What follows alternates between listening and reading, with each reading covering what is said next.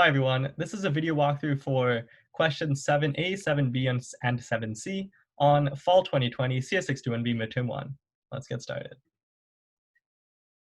Okay, so the first part is remove or remove node, and we're going to begin by going over the question. I'll give you guys some intuition on how you guys can get to the solution, and then I'll explain the solution, okay?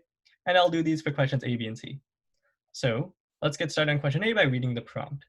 Suppose we have a version of the linked list deck class from project 1, but hard-coded to use integers instead of a generic type. This new version is called int linked list deck. Its instance variable and node class are as shown. Okay, so let's look at this node class that we're given. And what's important is that we have some Sentinel node, right? This is good because we've seen Sentinel nodes in our project, and we also have some private node class, which will probably constitute the linked list nodes in our linked list deck. Okay, so now it says, suppose we want to add a private remove node method to int linked list deck that removes the specified node and keeps the list contiguous. Okay, the signature for this method is a private void remove node that takes in a node t. Okay, then it says, assume that we're using the circular sentinel topology described in lecture and recommended for project 1A. Okay, then it says, write the remove method below. This is a typo, it should be remove node. We may assume t is not null and that t is a valid node in the list. This is important. We know that t is a node that already exists in the list. Okay, there's no need to update the size. Okay, now it gives us an example. I recommend whenever we see an example for linked lists in particular, let's draw out the example and try to generalize some pattern. Okay, so let's say that we have a int linked list deck with values 1, 2, and 3. So how is that going to look? We have some Sentinel, okay?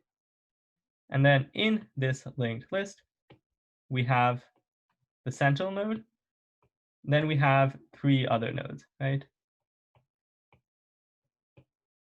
Okay, perfect. So for each one of these nodes, it's going to have some value. Let's say Sentinel's value doesn't really matter. We'll put an S here. And then for the other 3, there'll be 1, 2, and 3. Okay? And each one of these nodes is also going to have a next and .prev pointer, right? This is what we learned in class.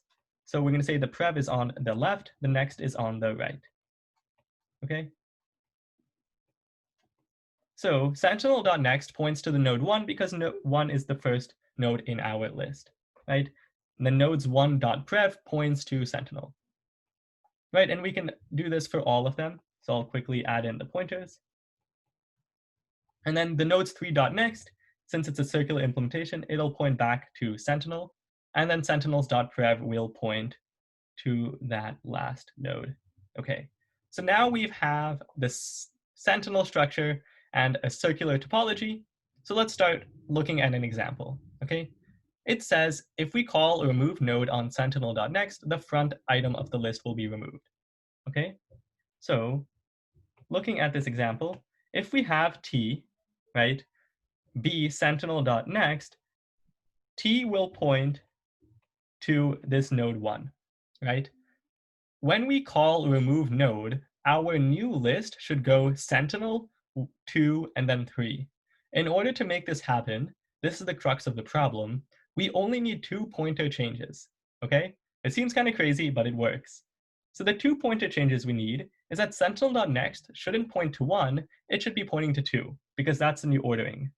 So we'll change this pointer to point to 2.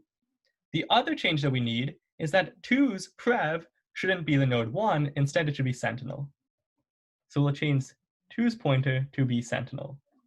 Okay, so now we've figured out the 2 changes that we need, but you guys might be questioning, saying, hey, Soham, don't we also need to set 1's prev and next to be null?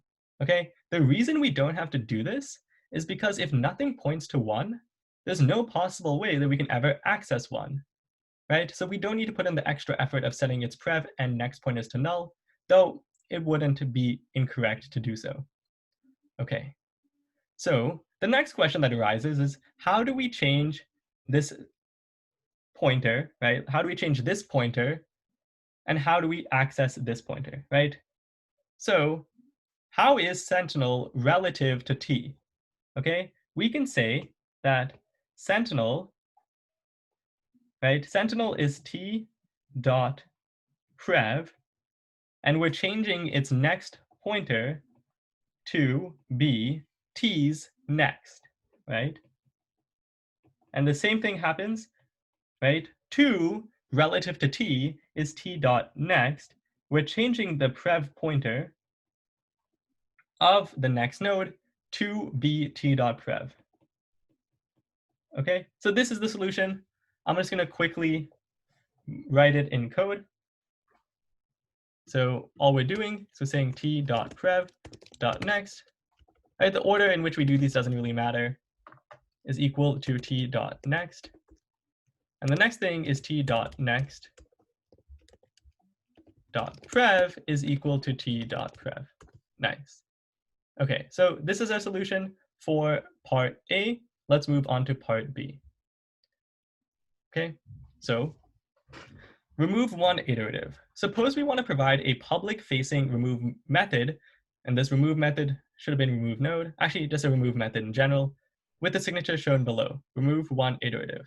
This method should return true if the item was located and removed, and false if the item was not in the list. Fill in the remove one iterative move method, and it should only delete the first instance of X, okay? For example, if the list contains 3, 4, 5, 6, 4, 5, 6, we recall remove one iterative on 4. What should happen is this 4 should be deleted, right? So we may use the remove method from part A, even if we didn't complete part A correctly. That's nice. We did complete part A correctly though, so green check for us. And then it says you may use a maximum of 10 lines. Okay, and we have this skeleton code provided. So as usual, what should be our first line of action?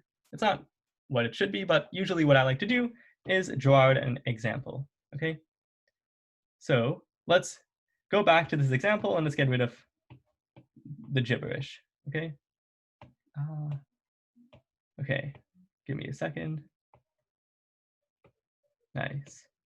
That was some nice reusing. Okay, so using the same list that we're using in the beginning, let's say what happens if we call remove, okay, let's say we call remove one iterative on, let's say 2, okay? What should happen is we should iterate till we get to node 2, right? The node with value 2, upon which we should set, right, this pointer point here, and this pointer to point here, right? So that's all this question is saying.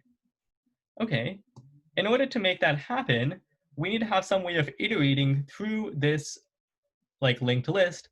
We need to have some way of knowing once we get to the node that we want to remove, and then we have some way of removing it, okay? So how should we iterate through this linked list? Well, they've given us this node P, right? We have this node P, so what we can do is set P to point to the first node in the beginning, right? Then each time we enter this while loop, we'll say, P, are you equal to the node that we want to remove? If so, remove it, return true because we did what our function was supposed to do. If not, P, move and start pointing to the next node, right? So each time we enter the while loop, we will look at this node P, we'll say, does P.item equal X? If so, remove P, otherwise P will be equal to P.next, right? The simple idea of just iterating through a linked list in general. And one caution is, when should we stop iterating? Since this is a circular linked list, my intuition on how to stop iterating is we want to stop iterating once we get back to the sentinel, right?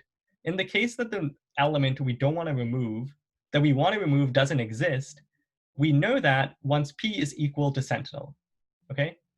So let's try to take all of this logic and put it in actual code. Okay, dang it, I didn't mean to get rid of that one. Nice. So we have some node P, and it's going to be equal to sentinel.next, right? Because we want p to start off as the first node in the list. Then, while p is not equal to sentinel, what we're going to do, okay, each time, we'll say, p, are you equal to the node that we want to remove, right? If p.item is equal to x, okay, give me a second. I want to check if it's item or value. It's value, sorry about that. Okay, so we'll say if p.value, my apologies, okay, if p.value is equal to x, then what we want to do is we want to remove this node from the list, right? How can we remove the node from the list? We can call the function we wrote previously. So we can call remove node on p. The next thing that we want to do is, now that we removed p from the list, we're basically done with our tasks. So we can return true, okay? So in the case that in our while loop, we don't see the node that we want to remove, we should move p to point to the next element, right? The next node, okay? Now what's going to happen is we'll keep iterating, and we're only going to stop iterating once we get to the node that we want to remove, or once p is equal to sentinel. So if we, oh no. Okay, sorry about that. If we ever get to the sentinel, we know that because we exit the while loop, upon which we have kind of failed, right? We didn't remove the node that we were told to, so we'll return false. Okay, so quickly running through the solution once more, we set node p to be equal to sentinel.next. Node p will point, right? Let's look at p. P will point to our first node in the list. Then we're going to keep saying, p, are you equal to sentinel? If you are, break or exit the while loop. Otherwise, we'll compare the current value of p to x. If it's equal, remove p, and we'll return true. Otherwise, we'll say p is equal to p.next, which, right, p will point here. And then the next time around, if we're trying to remove 3, p would point here, right? Okay. So that is the solution for 7b. Let's move on to 7c. Okay.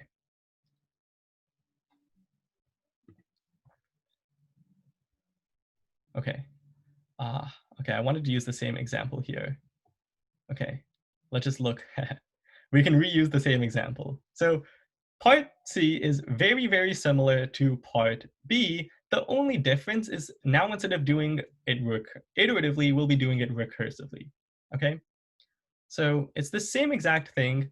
Let's first look at the code that we have provided. Okay, so when we look at the code provided, we should notice some things that will help us solve the problem easier, right?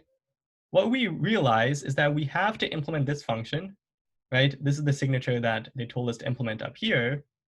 So we're implementing this function, and we have this private helper function, okay? Nice. So the function that we're supposed to implement is just going to return one call to our helper function, okay? Our helper function takes in 2 parameters. We don't know what those parameters are yet. That's totally fine. And then we have some maybe if check, looks like a base case. And then we have some code. Nice. Okay, so we're doing the same logic as we were doing in the previous part. Okay, we have some, right? We have some linked lists like this. And what we want to do is if someone calls remove one recursive on the value 3, we should recursively move to the node 3, upon which we should call remove on that node, and then we'll return true, right? It's the same logic as we did in the previous question. We're just using recursion instead of iteration. So how we can kind of translate this into code is at each point in our recursive sequence of calls, we should be storing 2 things, right? We should be storing the value x, right? Because we need to know what number to remove. We also should be storing the current node that we're at, okay? So let's call that node p, just to be consistent with the previous problem. And what should p start off as? In the previous problem, it started off as sentinel. dot next, so we can start off p as sentinel dot next. Okay, so we're going to use the same logic from the previous instance, just in the context of recursion. So our base case should be if p is equal to sentinel, right? This means that we went all the way and got back to where we started, and we didn't see x. Okay, so we'll return false. Right? Another if check that we could be making, we'll make it an else if block. Right? Otherwise, let's say that the current node that we're at, its value is equal to x. In this case, it's a success. We found the node that we want to remove. So what we'll do is call remove node on p, right? And we can return true. If we didn't go in any of this if block and we didn't go in this else if block, it means that we should do a recursive call to get the solution, right? On p.next, because we want to check out the next node, and we'll call it on x. Okay. So let's quickly walk through the solution once more, and then we'll be done with this video recording. Okay. When we call remove one recursive on some int, let's call it Cree, looking at our previous example, what's going to happen, let's try to get that in the black section. Okay, so when we call remove one recursive, and we call that on sentinel.next, and we call it with the value x, what's going to happen is that p will be pointing to the node 1 as it's shown right now. Okay, let's also get rid of these blue stuff, because we haven't done any changes yet. Okay, nice. Then we'll say, is p equal to sentinel? No, it's not. Is p.value equal to x? In this case, we're doing remove one recursive, right, on 2. So p's value is not equal to 2.